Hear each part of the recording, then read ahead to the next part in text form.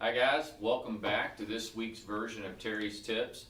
We've ran into some things here recently that I thought, let's put a video on this and let's get some of these questions that people have about 401ks and how to handle them appropriately when doing rollovers versus direct transfers and some of the common mistakes that have been made.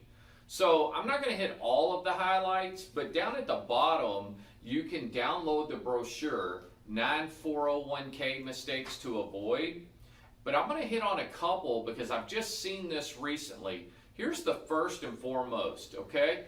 That is executing a direct transfer as opposed to a rollover, okay? Here's the difference.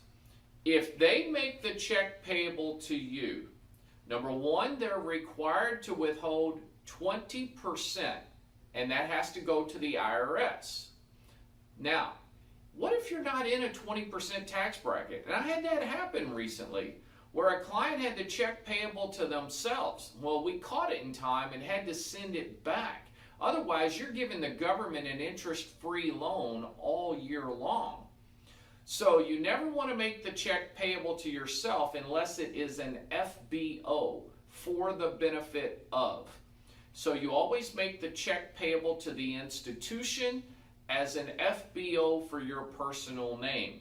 It is not taxable. You do not have to worry about the 60-day rollover window. If you get the check yourself, you have 60 days to get that check over to that institution. If you don't, the whole thing becomes taxable.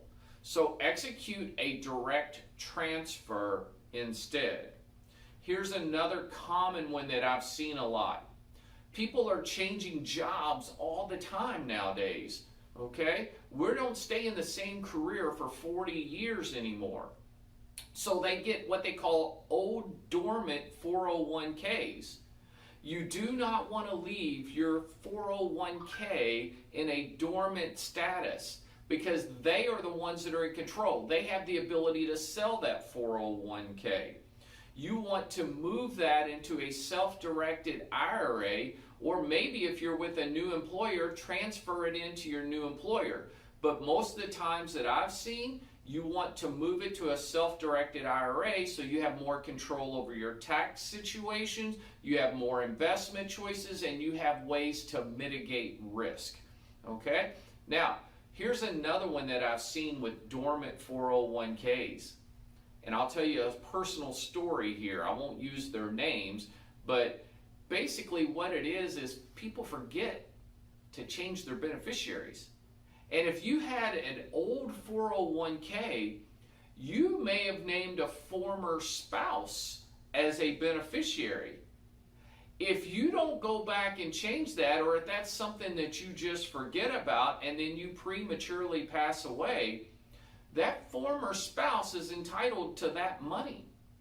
So let me give you a case in point. I had a gentleman that worked for a company called IBM. And what he did was, he had an old 401k, and when he took his new job at Hewlett Packard, he didn't bring it over. He left it at IBM. And IBM's a great company, don't get me wrong. But he was married to another woman at that time. And he's been married to the woman that he's been married to for over 20 years now. And luckily, when he came in and we started talking about this, we were able to catch that. And when I explained to him that that money would have gone to his former spouse, he's like, man, you really saved me. He goes, I need to take you out to lunch or something. I was like, no, you don't need to do that. But these are things that we need to be aware of. So right there, I just touched on 3. I'm going to give you one more. Okay? Remember, there's over 9 of them on this document that's going to be at the bottom of your video. But here's another one.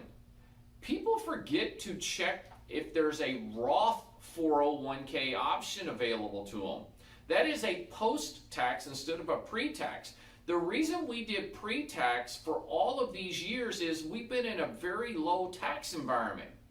Now, that is smart to do pre-tax when you're in a low tax environment. However, taxes are rising. Taxes are going up in the future. We have over $31 trillion of debt and 8.5% inflation. The government has 2 choices. Either spend less or tax you more. Don't listen to anything that's in the news. That's it. There are no other choices. So if we know taxes are going up, we want to look at after-tax ways to save our money for retirement. Then when you need it in retirement, it is tax-free to you as income. Not only that, if you prematurely pass away, whoever you leave it to, it is tax-free to them. Okay? So those are just 4 quick ones that I wanted to touch on that we've just seen recently here in our office. And I thought, well, let's shoot a video on it and let's get this message out. If you want more information or you want to talk about your personal situation, shoot me an email. My first name, Terry, Terry, at apgky.com.